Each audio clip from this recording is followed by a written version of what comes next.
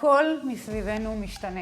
כל מה שמוכר לנו, כל החוקיות שפעלנו לפיה כבר לא רלוונטית. אנחנו בזמן אבולוציה.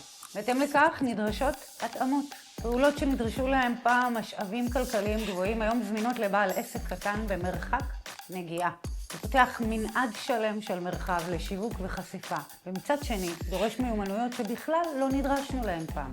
אם ניגע רגע בתחום שלי, מיתוג עסקי, נדרש מהפך בתפיסה.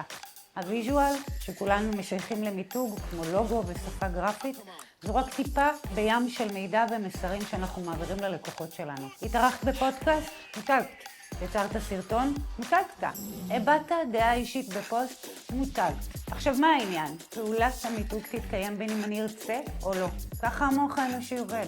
זה לא בשליטתנו. אז איך זה שאנחנו לא לומדים את הדבר הזה? איך זה שאנחנו לא מתעסקים בדבר כל כך חשוב? הרי אנחנו מוציאים כמות מטורפת של אנרגיה על שיווק העסק בכל כך הרבה מדיות. העלאת המודעות, ההכוונה, שינוי התפיסה, זה בדיוק מה שאני עושה בסטודיו עם הלקוחות שלי.